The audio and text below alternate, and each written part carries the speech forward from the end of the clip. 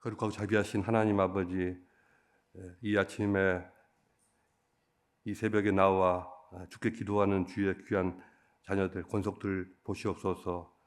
그들의 충성심과 그들의 열정을 보시고 응답하여 주시옵소서. 아버지, 저들의 기도를 멸시치 말아 주시옵소서.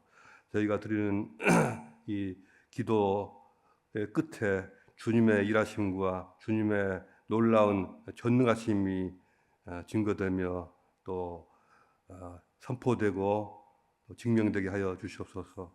하나님 아버지, 간구하오니 대한민국에서, 미국을 비롯해서 대한민국과 온 나라에서 하나님을 경외하며 하나님의 살아계심과 하나님의 진리되심을 믿고 나가는 그러한 정치 리더십과 지도자들이 세워지게 하여 주시옵소서. 잘못된 것들, 왜곡된 것들이 다 회복되게 하시며 구부러진 것들이 펴지게 하여 주시옵소서. 아버지, 그리함으로 이 땅에 살만한 그런 살아갈 만한 그런 보람과 기쁨이 있는 것으로 저희가 느끼게 하여 주시옵소서. 이 아침에 저희가 주께 나와 기도하며 또 하나님 말씀을 듣고자 할 때 저희 귀를 열어주사 주의 뜻을 알게 하시며 듣게 하시며 또 묵상하게 하여 주시옵소서. 감사하며 예수 그리스도의 이름으로 기도합니다. 아멘. 자, 오늘 우리가 읽은 하나님 말씀은 여호수아서 19장 1절부터 9절까지만 읽겠습니다.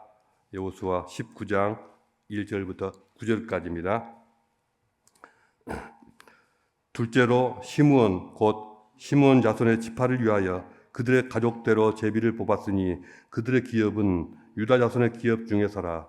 그들이 받은 기업은 브엘세바 곧 세바와 몰라다와 하살수알과 발라와 에셈과 엘돌랏과 부들과 호르마와 시글락과 벳 말가봇과 하살수와 수사와 벳 르바옥과 사루헤인이 13성읍이요 또 그 마을들이며 또 아인과 림몬과 에델과 아산이니 4성읍이요 또 그 마을들이며 또 네게브 라마 곧 바알랏 브엘까지 이 성읍들을 둘러있는 모든 마을들이니 이는 시므온 자손의 지파가 그들의 가족대로 받은 기업이라.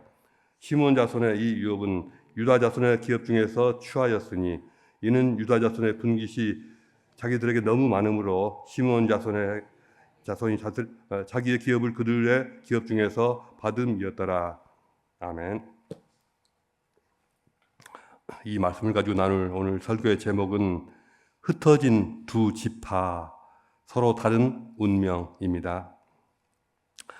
성경에서 한 가족이나 한 민족이 뿔뿔이 흩어지는 일은 하나님의 섭리일 때가 많습니다. 창세기 마지막 부분에서 야곱은 임종을 앞두고서 자녀들을 위해서 축복할 때에 시므온과 레위는 형제요 그들의 칼은 폭력의 도구로다. 내가 그들을 야곱 중에서 나누며 이스라엘 중에서 흩으리로다 하고 기도했습니다. 그러나 이렇게 두 형제가 다른 형제들 가운데 흩어지리라는 똑같은 예언을 듣고서도 시므온과 레위의 운명이 전혀 다른 방향으로 흘러가게 되었습니다. 레위 지파는 다른 이스라엘 12지파 속으로 흩어져 들어갔고 시므온은 유다 지파 속으로 흩어져 들어갔습니다. 레위 지파는 하나님께 적극적으로 헌신하는 그러한 공익적인 역할을 더 맡았던 반면에 시므온은 유다 지파에 흡수되어서 점차 독립성을 상실하게 되었습니다. 레위 지파는 전면에 나서서 일했던 반면에 이 시므온 지파는 그 존재감마저 거의 다 사라지고 말았습니다. 시므온 지파가 오늘 본문에서 보면 자력으로 한 지역을 차지한 것이 아니라 유다 지파의 기업 중에서 일부를 나누어 받는 것을 보게 됩니다. 유다 지파가 차지한 지역이 충분히 넓었기 때문에 그 중에 일부를 시므온 지파에게 양보했던 것 같습니다. 이것은 시므온 지파가 독자적으로 생존할 수 있을 만큼의 충분한 세력을 갖고 있지 못했기 때문입니다. 민수기 26장을 보면 그 두 번째 인구조사에서 시몬 지파의 인구는 약 22,200명으로 기록되고 있는데요. 이것은 다른 지파들의 평균적인 숫자, 대략 다른 지파들은 적어도 4만에서 5만, 6만 정도 되는 그런 거에 비하면 현저하게 적은 숫자입니다. 민수기 1장에서의 1차 인구조사 때에 비하면 거의 3분의 1 토막이 났습니다. 이것은 시몬 지파가 모압 광야에서 바알볼 사건에 깊이 연루되어서 하나님의 징계를 받은 결과로 이렇게 된 것으로 다 알고 계시죠. 그러나 숫자가 적은 것만이 문제의 다가 아니었습니다. 에브라임 지파만 해도 그들도 이 시몬 지파에 비해서 그닥 인구가 많지 않거든요. 별로 많지 않습니다. 그럼에도 불구하고 이 에브라임 지파는 적은 숫자 가지고도 이 다른 12지파를 쥐락펴락하면서 대장 노릇을 하고 있습니다. 이걸 볼 때 인구 수가 문제가 아니다. 다른 이유가 있다. 이 시몬 지파는 자신들만의 정체성이라든가 어떤 자립정신, 창조적인 힘 같은 것을 다 잃어버리지 않았는가 싶습니다. 그들의 조상이 과거에 범했던 그 치명적인 죄의 여파가 그들 자손에게 이르기까지 대대로 영향을 미치면서 정신적으로, 영적으로 그 죄의 여파에서 회복되지를 못한 것입니다. 이런 시므온 지파의 이 상황은 원래 처음에는 같은 처지에서 출발했던 이 레위 지파와 비교가 됩니다. 시므온과 레위, 생각나는 장면이 있으시죠? 창세기 34장에서 시므온과 레위라고 하는 이 두 아들은 다른 어떤 아들들보다도 아버지 야곱에게 가장 반항적이고 아버지의 권위에 도전하였던 그러한 이 못된 송아지 두 마리였습니다. 아마도 요셉의 형들이 요셉을 미워하고 핍박했다 하지 않습니까? 그 형들 중에서도 가장 격렬하게 요셉을 미워하고 핍박했던 형이 바로 이 두 분이 아니었을까, 시므온과 레위가 아니었을까 이렇게 추측이 되죠. 그러나 나중이 되면 이 두 지파의 모습은 전혀 다른 모습을 보이게 됩니다. 전혀 다른 길을 가게 되는 것입니다. 민수기 25장을 보면 한 비극적인 장면이 나타나는데요. 레위의 자손 비느하스가 창을 들고 공공연하게 미디안 여인과 음행의 죄를 범한 시므온의 자손 시므리를 창으로 찔러 죽이는 사건입니다. 누구의 자손이 누구의 자손을 죽였다고요? 레위의 자손이 시므온의 자손을 죽였다고요. 이렇게 레위의 자손과 시므온의 자손이 그 운명이 엇갈리면서 전혀 딴 길로 가게 되는 것입니다. 아마 이 순간 시므온 족속은 레위 지파에 대해서 야 이놈들아 어떻게 이럴 수가 있느냐, 다른 누구도 아니고 어떻게 너희가 우리한테 이럴 수가 있느냐, 아마도 이러지 않았을까. 그런데 레위 지파는 그들대로 아마도 우리는 너희들과 달라, 아니 달라야만 해, 우리가 같은 길을 갈 거라고 생각하지 마, 아마 이런 말을 하고 싶지 않았을까 생각됩니다.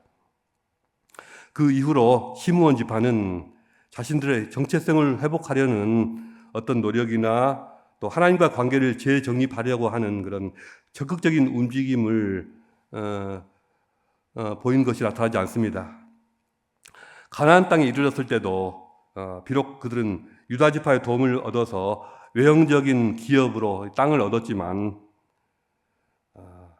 내면의 이 근본적인 회복은 이루어지지 않았던 것 같습니다. 이것은 레위 지파가 그들 스스로 적극적인 헌신을 통해서 영적인 리더십과 지위를 회복한 것과 대조적입니다. 레위 지파는 비록 땅은 하나도 없는 그런 지파가 되었지만, 땅이 없는 지파가 되었지만 그들의 헌신으로 말미암아서 광야에서도 그랬지만은 또 새로운 시대 가나안 땅에서도 너무나도 중요한 중심적인 역할을 담당하게 되었습니다. 그러나 시므온은 땅을 가진 지파였음에도 불구하고 거의 존재감을 발휘하지 못했습니다. 유다 지파가 나누어진 그 손바닥만한 땅에 의존한 채 소극적인 모습으로 남아 있습니다. 그들만의 독창적인 어떤 개성이나 어떤 독창성을 전혀 보여주지 못하고 또 별다른 인물도 전혀 배출하지 못하고 민족이나 국가를 위해서 별다른 기여를 하지 못한 채 서서히 잊혀져 갔습니다. 성경을 다 뒤져봐도 사사기 시대부터 이 구약 성경 전체적으로 얼마나 많은 인물들이 그 사람들의 이름이 출연합니까? 근데도 그들 가운데 어느 누구도 시므온 지파 출신이라는 그런 인물이 단 한 명도 보이지가 않습니다. 철저히 묻혀지고 잊혀졌습니다. 시므온 지파의 이 사례는 땅의 복과 하늘의 복이 있고 땅의 복이 있는데 그것 중에서 어느 쪽이 진짜인가를 보여줍니다. 무슨 말씀이냐? 시므온 지파는 비록 땅을 얻었고 물질적인 기반은 확실하게 잡았지만 이것이 그들을 전혀 회복시키지 못했다는 것입니다. 반면에 레위 지파는 자신들만의 이 땅을 자산으로 확보하지는 못했지만은 전혀 다른 무형의 자산을 얻었고요. 어떤 영적인 자산을 얻었고 그것만 가지고도 그들은 완전히 회복되고 큰 영향력을 끼쳤다는 것이죠. 성경에서 기업이라는 단어를 오늘날 현대적인 표현으로 하면 우리식으로 표현을 하면은 아마 자산 정도가 되지 않을까 생각됩니다.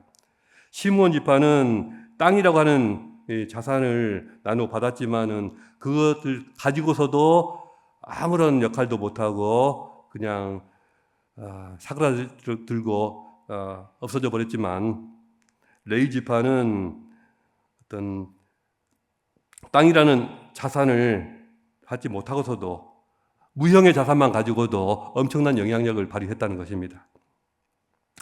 사람들은 종종 외형적인 성공과 물질적인 풍요만을 하나님의 복으로 간주하는 그런 경우가 있습니다.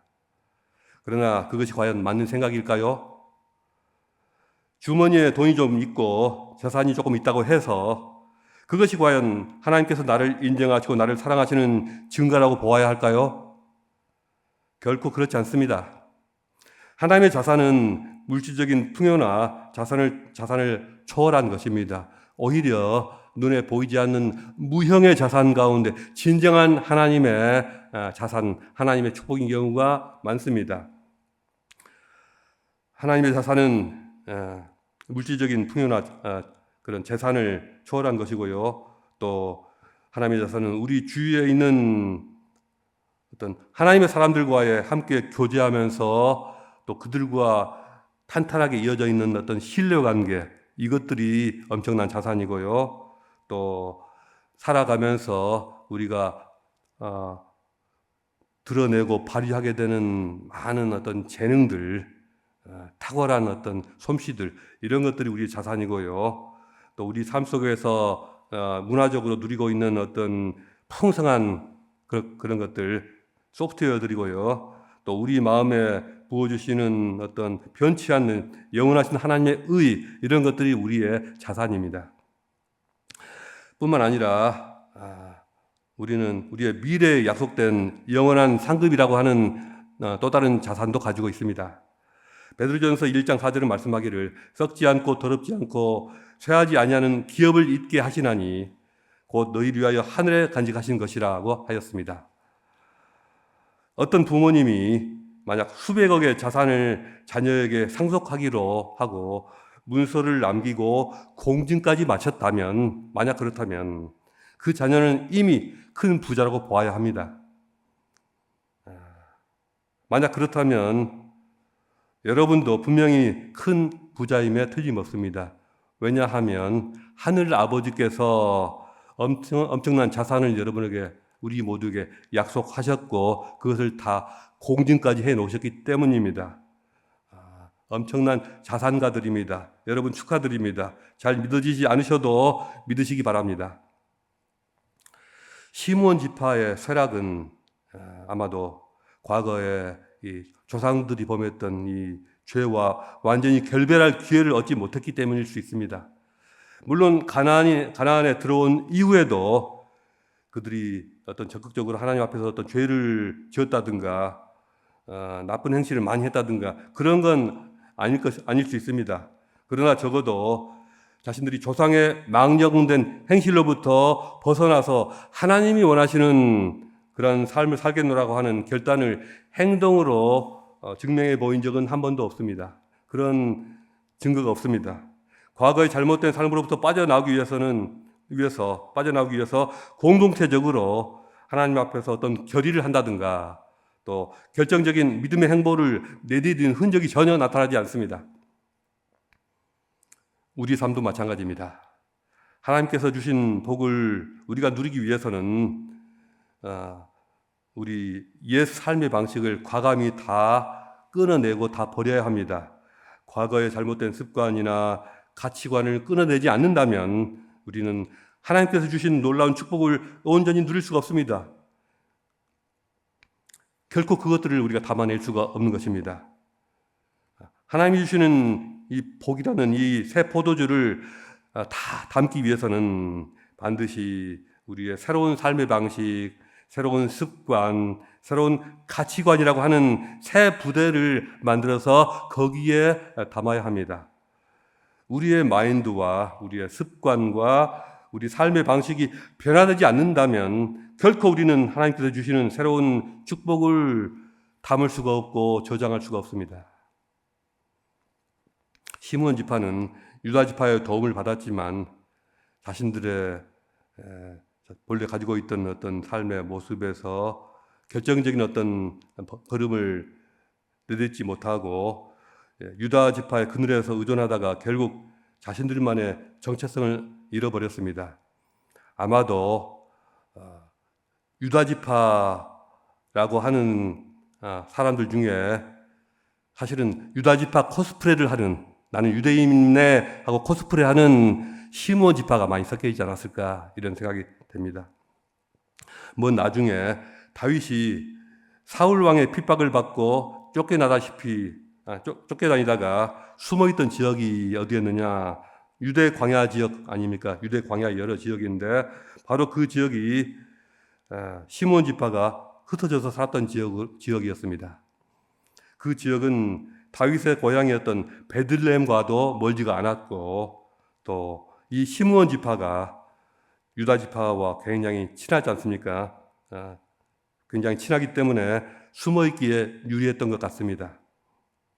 아마도 다윗의 부하들 중에는 시므온의 후손들이 적어도 몇 명은 끼어있지 않았을까 추측이 됩니다. 그러나 시므온 지파는 유다 지파에 대한 의존에서 영영 탈피하지를 못했던 것 같습니다. 우리가 살다 보면 누군가의 도움을 받고 또 의지해야 할 때가 있습니다. 어린아이는 부모의 보호와 도움 없이는 성장할 수가 없고요.